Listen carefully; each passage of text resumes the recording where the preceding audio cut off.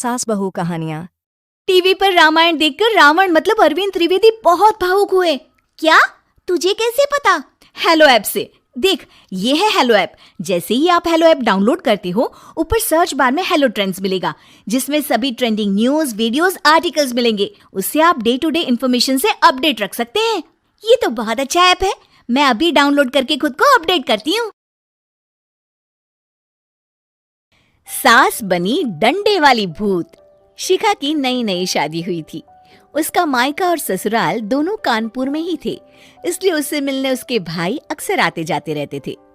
ये बात शिखा की सास मीना को बिल्कुल पसंद नहीं थी। मम्मी जी, आज राहुल भैया आ रहे हैं। कौन? तेरे चाचा का लड़का? जी मम्मी जी। अरे पर वो तो दिल्ली में रहता है ना? हाँ मम्मी जी, उन्हें कल सुबह दिल्ली के लिए निकलना है, तो वो आज मुझसे मिलते हुए कल सुबह यहीं से निकल जाएंगे। हमने तो धर्मशाला खोल रखी है ना। कुछ कहा क्या मम्मी जी? मैंने कहा हाँ, आने दे तेरे भैया को, जमकर खातिरदारी करेंगे। अब तो कुछ करना ही पड़ेगा, इससे पहले कि मेरा घर धर्मशाला बन जाए। ये कैसी बातें कर रही हो मीना? सच ही तो कह रही हूँ। अभी इसकी शादी को साल भर भी नहीं हुआ और आए दिन इसके घर वाले आ धमकते हैं। अरे तो क्या हुआ, वो इसी शहर में रहते हैं तो हाल चाल लेने आ जाते हैं। इस बार मैं उनका हाल और चाल दोनों ही बिगाड़ दूंगी। अब बहुत हो गया जी। अरे ये कैसी बातें कर रही हो, हे भगवान, बस आप तो देखते जाइए। शाम को राहुल आता है।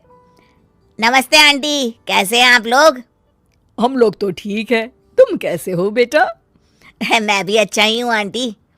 बस आज रात के बाद नहीं रहोगे। चलिए भैया, मैं आपको हमारा घर दिखाती हूँ। रात में खाने के टेबल पर शिखा, रोहित कहीं दिखाई नहीं दे रहा। जी भैया, वो ऑफिस के काम से बाहर गए हैं, कल शाम तक आएंगे। अच्छा अच्छा। बेटा, क्या तुम भूत प्रेत में मानते हो? नहीं नहीं आंटी जी, पर अचानक आपको ये ख्याल कहाँ से आ गया? पता नहीं क्यों, कभी कभी मुझे लगता है जैसे रात के समय बैठक में कोई घूमता रहता है। ये आप क्या कह रही हैं मम्मी जी? हाँ, तुम लोग घबरा ना जाओ, इसलिए मैंने आज तक इस बारे में कुछ नहीं कहा। ये आपका वहम होगा आंटी जी, ऐसा कुछ नहीं होता। हो सकता है। चलो अब मेरा सोने का टाइम हो गया है तो चलती हूँ मैं। शिखा बेटा, राहुल के सोने की व्यवस्था वहीं दीवान पर कर देना। जी पापा जी। अब चलिए भी। अच्छा, तो बैठक में सोने वाले हैं साहबजादे। क्या बड़बड़ा रही हो? कुछ नहीं, आप सो जाइए। मीना और महेश के सोने के बाद शिखा और राहुल आपस में बात कर रहे होते हैं, तभी डोरबेल बजती है। अरे आप! सरप्राइज! काम जल्दी खत्म हो गया तो मैं आज ही चला आया। ये तो बहुत अच्छा किया। देखिए राहुल भैया भी आए हुए हैं, आप दोनों का मिलना भी हो जाएगा। कैसे हो रोहित? मैं तो ठीक हूँ भैया।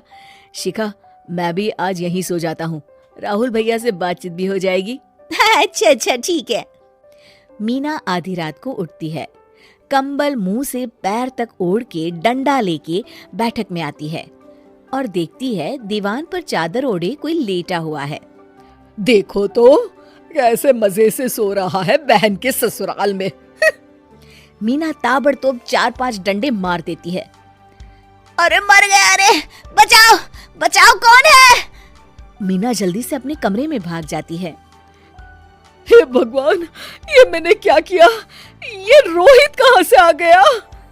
लगता है ये नालायक राहुल मेहमानों वाले कमरे में सो गया होगा। आज तो इसकी खैर नहीं। उधर बैठक में, अरे क्या हुआ रोहित? मैं बाथरूम में था, तुम्हारे चिल्लाने की आवाज सुनी। पता है भैया, मैं सो रहा था, अचानक से कोई आकर मुझे डंडे मारने लगा। ये क्या कह रहे हो? लगता है तुम भी आंटी की तरह भूत प्रेत में मानते हो। नहीं नहीं भैया, सच में कोई आया था। मैं तो जा रहा हूँ मेहमानों वाले कमरे में सोने के लिए। इस समय अपने रूम में जाऊंगा तो शिखा की नींद खराब हो जाएगी। ठीक है भाई, जाओ तुम, जहाँ तुम्हारा भूत डंडा लेके ना आ सके। थोड़ी देर बाद मीना कंबल ओढ़ के डंडा लेकर मेहमानों वाले कमरे में पहुंच जाती है। वो बिस्तर पर सोए रोहित को फिर डंडों से मारने लगती है। अरे मर गया, अरे मर गया। तू भूत प्रेत में नहीं मानता ना, ये ले अब डंडे खा। हैं? ये तो माँ की आवाज है। रोहित कंबल खींच देता है। बेटा तू, अरे ये क्या कर रही हो माँ? मार मार के मेरा भरता बना दिया आपने। माफ कर दे मेरे लाल, मैंने तो तुझे ही मार मार के लाल कर दिया। मैं तो उस राहुल के बच्चे को सबक सिखाना चाहती थी। राहुल भैया को? हाँ बेटा, मुझे लगा अगर उसे डंडे मारूंगी तो शिखा के मायके वाले यहाँ आना छोड़ देंगे। हे भगवान, माँ ये घर शिखा का भी है, उसके घर वाले जब चाहे आ सकते हैं। हाँ बेटा, आज मुझे भगवान का इशारा समझ में आ गया। मैं कितना गलत करने चली थी और अपने ही बेटे को चोट पहुंचा दी। अब चुपचाप जाके सो जाओ माँ, और किसी को कुछ बताने की जरूरत भी नहीं है। शिक्षा दूसरों का बुरा चाहने वालों के साथ भी बुरा ही होता है।